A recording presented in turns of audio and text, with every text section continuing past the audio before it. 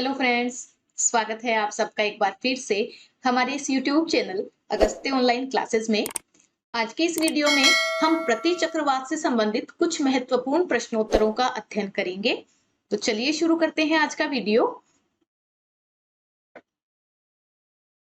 सबसे पहला प्रश्न है, वृत्ताकार समदाब रेखाओं द्वारा घिरा एक ऐसा क्रम जिसके केंद्र में वायुदाब उच्च होता है और बाहर की ओर वायुदाब क्रमशः घटता जाता है, कहलाता है।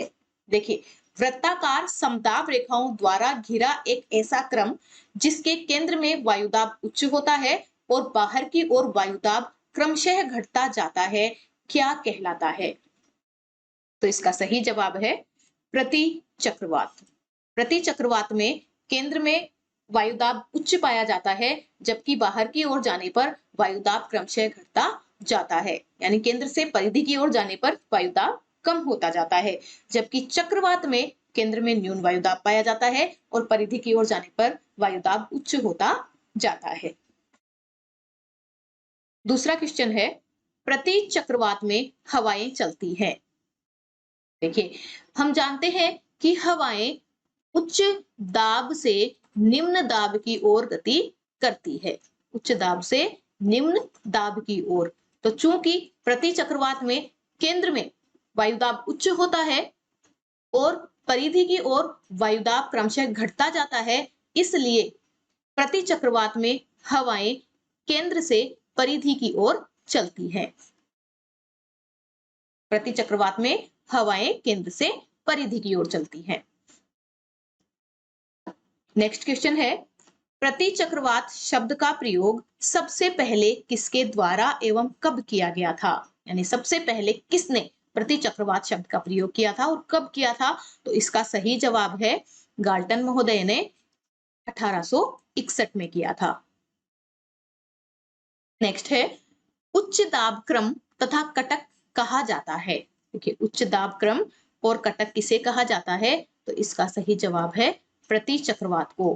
प्रति चक्रवात को हम उच्च दाब क्रम तथा कटक भी कहते हैं और उच्च दाब क्रम इन्हें इसलिए कहा जाता है क्योंकि इनके केंद्र में उच्च वायुदाब पाया जाता है, जबकि केंद्र से परिधि की ओर जाने पर वायुदाब क्रमशः घटता जाता है।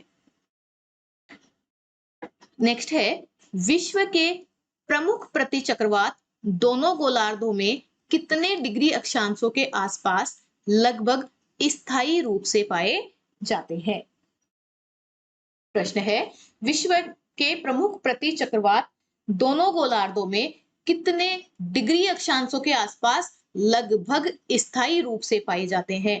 तो इसका सही जवाब है 30 डिग्री अक्षांशों के आसपास। दोनों गोलार्धों में 30 डिग्री अक्षांशों के आसपास प्रति चक्रवात लगभग स्थायी रूप में पाए जाते हैं। नेक्स्ट है, किनके आने से मौसम साफ, आकाश स्वच्छ तथा हवाएं मंद हो जाती हैं? अर्थात मौसम साफ, आकाश स्वच्छ और हवाओं का मंद हो जाना, धीमी हो जाना किसकी विशेषता है?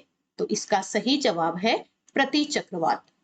जब प्रति चक्रवात आते हैं तो मौसम साफ हो जाता है, आकाश स्वच्छ हो जाता है और हवाएं मंद हो जाती हैं। नेक्स्ट है, प्रति चक्रवात कितने प्रकार के होते हैं? प्रति चक्रवात कितने प्रकार के होते हैं? तो इसका सही जवाब है 3 प्रकार के। नेक्स्ट क्वेश्चन, प्रति चक्रवातों के प्रकारों के क्या नाम है? प्रति चक्रवातों के प्रकारों के क्या नाम है? देखिए, प्रति चक्रवात 3 प्रकार के होते हैं। पहला प्रति चक्रवात शीतल प्रति चक्रवात, दूसरा उष्ण प्रति चक्रवात, तीसरा अवरोधी प्रति चक्रवात होता है। इसलिए इस प्रश्न का सही जवाब है चौथा ऑप्शन, उपरोक्त सभी।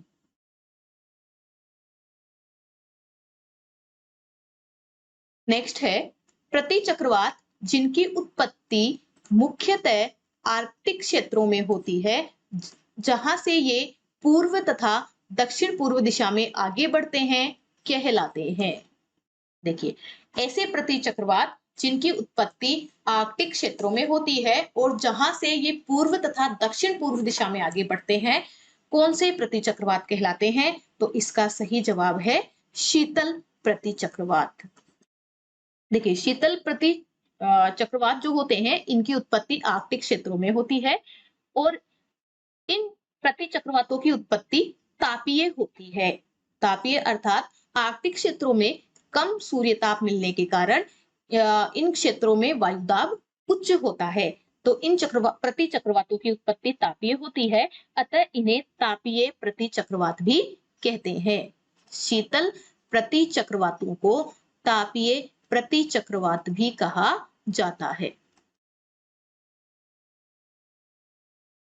नेक्स्ट है प्रति चक्रवात जो शीतोष्ण उच्च वायुदाब पेटी में उत्पन्न होते हैं कहलाते हैं। अर्थात वे प्रति चक्रवात जो शीतोष्ण उच्च वायुदाब पेटी में उत्पन्न होते हैं क्या कहलाते हैं? तो इसका सही जवाब है उष्ण प्रति चक्रवात। उष्ण प्रति चक्रवातों की उत्पत्ति शीतोष्ण उच्च वायुदाब पेटी में होती है।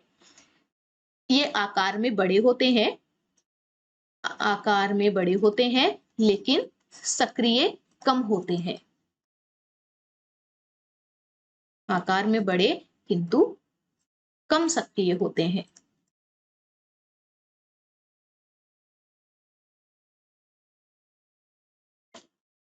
नेक्स्ट क्वेश्चन है प्रति चक्रवात जिनकी उत्पत्ति क्षोभ मंडल के ऊपरी भाग में वायु संचार में अवरोध के कारण होती है।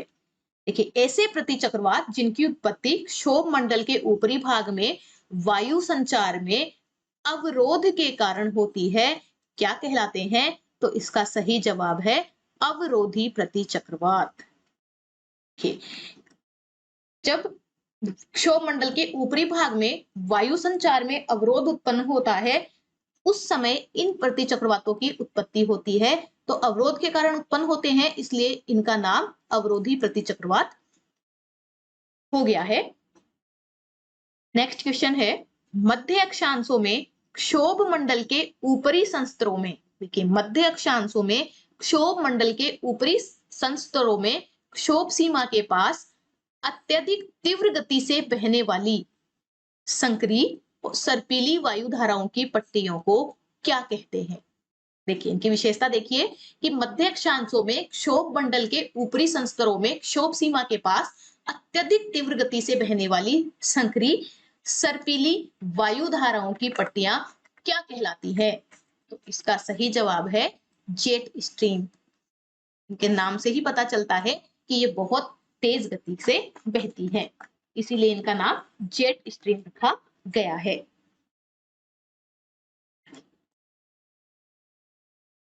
नेक्स्ट है जेट स्ट्रीम को कितने भागों में विभाजित किया गया है या जेट स्ट्रीम कितने प्रकार की होती है?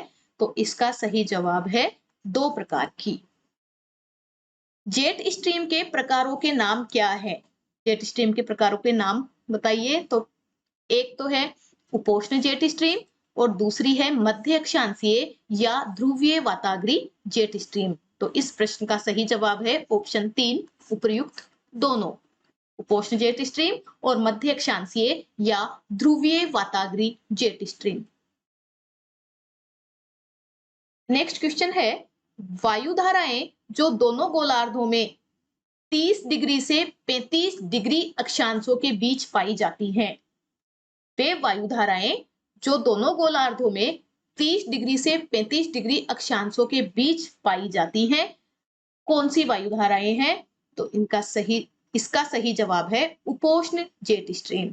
उपोष्ण जो जेट स्ट्रीम है वो दोनों गोलार्धों में क्षोभ सीमा के पास, दोनों गोलार्धों में क्षोभ सीमा के पास 30 डिग्री से 35 डिग्री अक्षांशों के बीच पाई जाती है।